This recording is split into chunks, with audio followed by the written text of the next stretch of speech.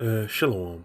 All praises to Yahweh, Ba'ashem Yahushua, Ba'ashem HaRakah the one to the apostles and the elders of Great Millstone, roll well, and Shalom to all the brothers doing the work, sincerity and truth. Saw this article and it made me think about how, this monetary system as it stands presently is going to be wrapped up.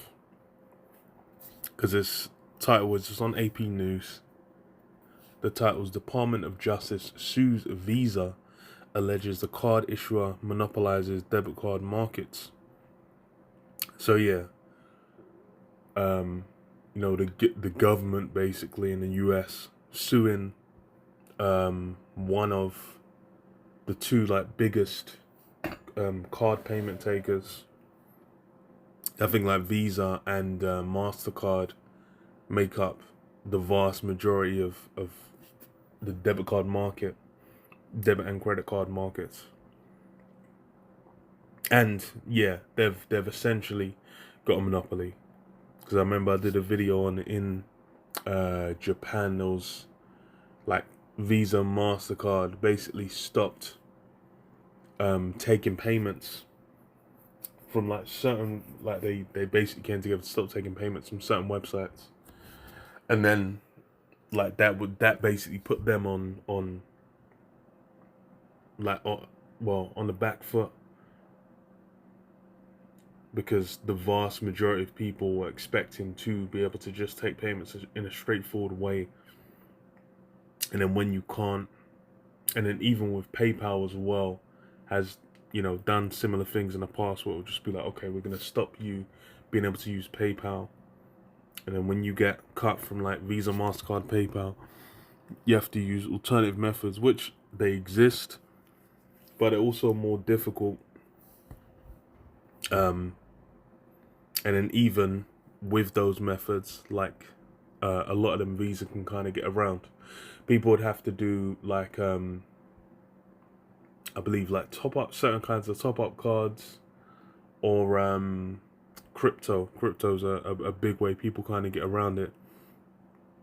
But then, how many people are going to go through the hassle of that when you can just go? People, especially with how people got used to contactless and whatnot, and then with online payments, you just kind of put your card details in, it's done. To then go through 3-4 extra steps, a lot of people aren't going to do that shit. So it says the U.S. Justice Department has filed an antitrust lawsuit against Visa, alleging that the financial services behemoth uses its size and dominance to stifle competition in the debit card market, costing consumers and businesses billions of dollars.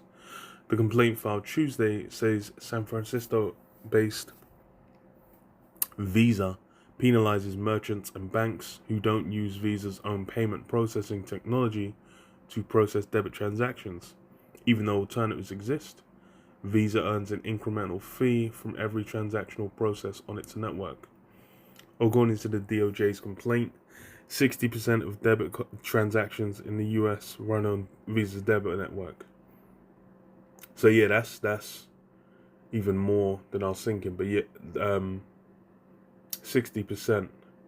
Because I remember it's back in the 90s, you would have you had Switch, which was the green and grey S.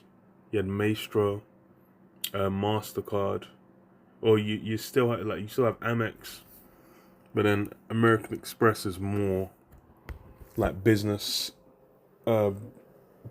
people and above. It's not kind of used as generally. And you have Diners Club, I believe it's called, which is still used. But the majority of people are using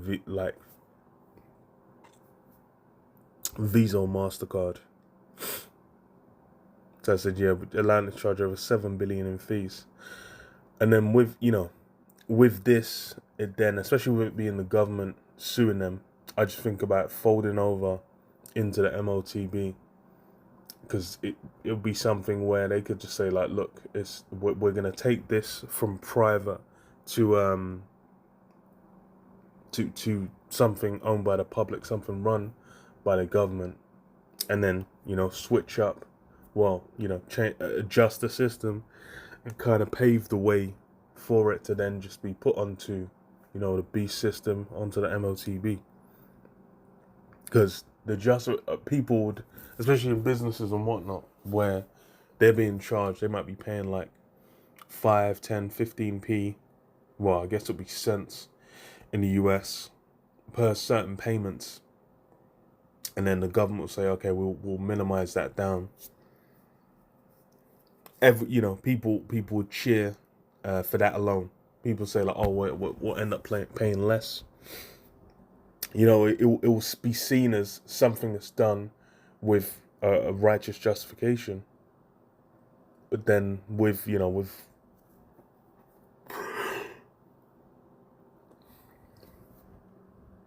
down the line, where these things are going to end up, it'll basically be with what the government having more control.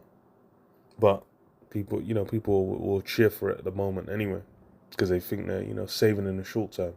It says, we allege that Visa's unlawfully amassed the power to extract fees that far exceed what it could charge in a competitive market. Merchants and banks pass along these costs to consumers, either by raising prices or reducing quality of service. As a result, Visa's unlawful conduct affects not just the price of one thing, but the price of nearly everything. And yeah, the way the state, the markets are now, everything's within like, especially in the UK, it's like cost of living crisis, inflation. That's what everyone's talking about.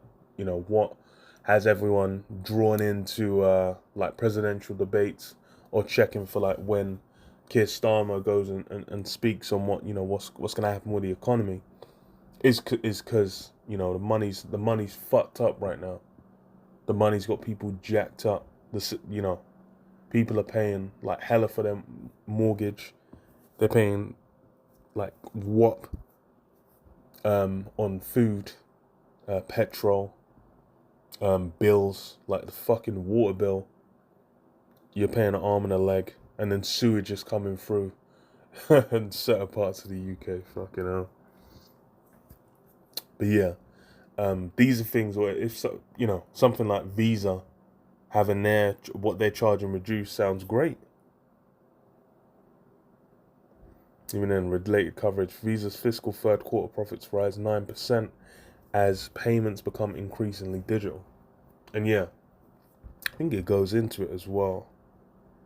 So antitrust, disloyal penalties. Now, what does it say? Yeah, okay. So it says, since the pandemic, more consumers globally have been shopping online for goods and services, which has translated to more revenue for Visa in the form of fees. Even traditional cash-heavy businesses like bars, barbers, and coffee shops have started accepting credit or debit cards as a form of payment, often via smartphones. So I think in the US it's more, well, even in the UK as well, it'll be more in like the main cities where it's become much more card focused. But I know with the UK, especially with like if you're in London, like you can basically move without cash at most times and have no issues.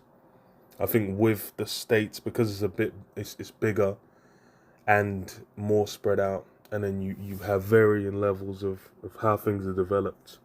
You're still going to need cash in various areas. But then those big cities where you got a lot of transactions, it's just going to be all, debit card. And that's everyone kind of being prepared for that MOTB. But like I said, it's and really with the pandemic is where they push that forward. Especially for contactless, like it was night and day before and after. There's places that used to even take like cash, stop taking cash because it was saying like, oh, minimize the use of cash because of the risk of disease, etc. And then off the back of that, now they pushed it, and then this is downstream of that is where Visa's got more power and the government's now suing it. then they might be like, okay, well, you're gonna have to adhere to certain law. It might fall through, it might not. But then if it does like make it where the government's more involved in these systems, you can easily see how that lines up to the beast system, man. Because this is what it says, Revelation 13 and 16. And he calls of all, both small and great, rich and poor, free and bond, to receive a mark in their right hand or in their foreheads, that no man might buy or sell, save he that had the mark or the name of the beast or the number of his name.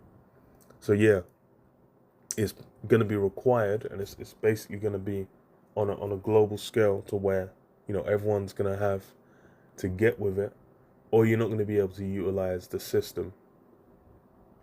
And these are things, it's like people will now be like, oh, they might say, oh, the smartphones are marked, or the credit card, but it's a matter of it being implanted, because obviously there's RFID technology in them, but then it's about it being implanted.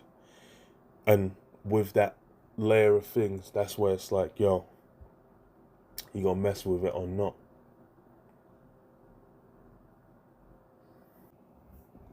Yeah, just like people have adjusted to contactless, to smartphone payments, etc. It's going to be the same thing. Same thing with what do you call it?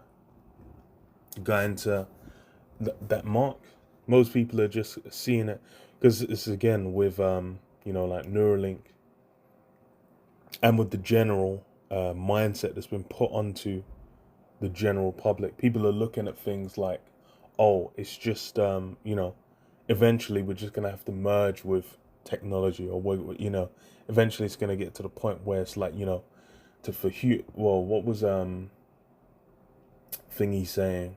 It was what was that guy Elon saying, like, to keep up with AI, they're gonna have to what's it called? To keep up with AI,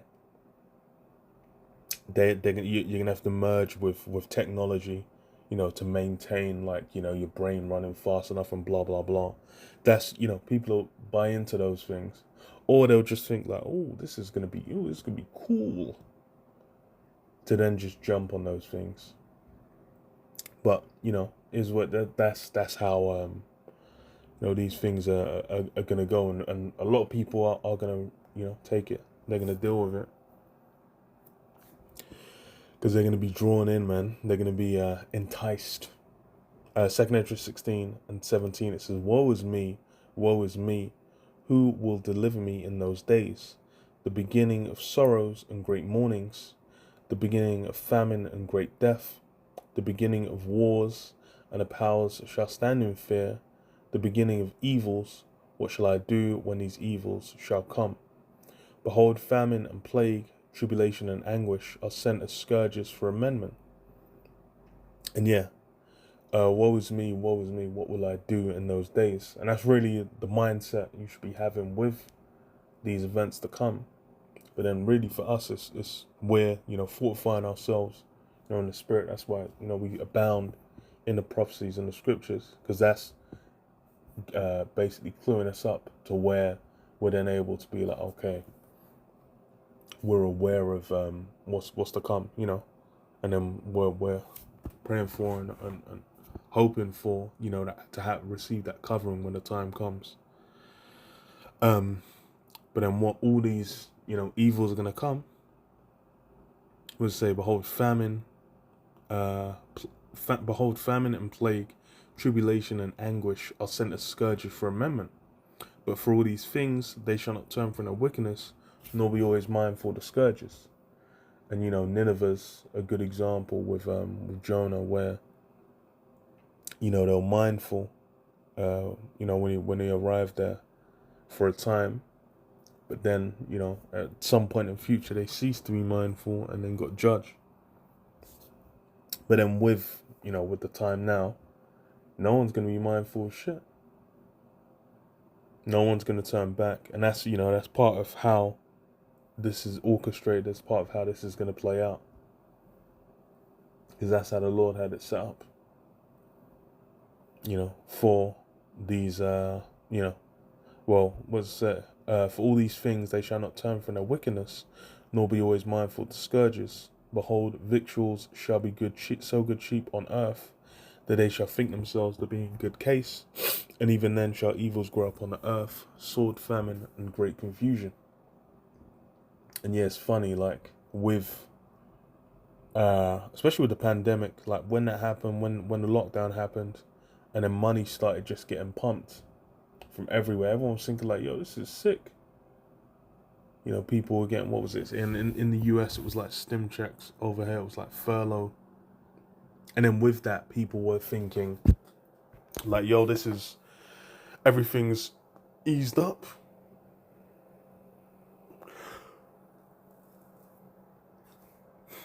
But then, you know, now down the line, all of a sudden inflation.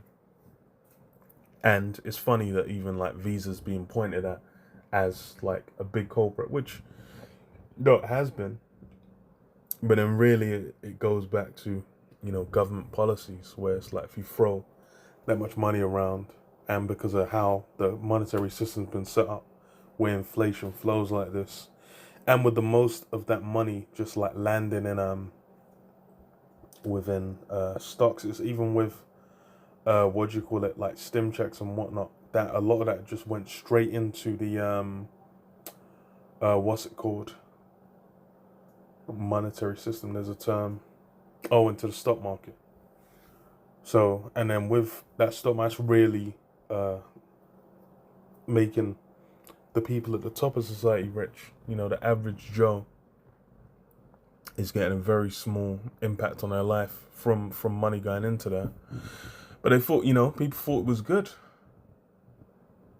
But over time, it was revealed like everything went up.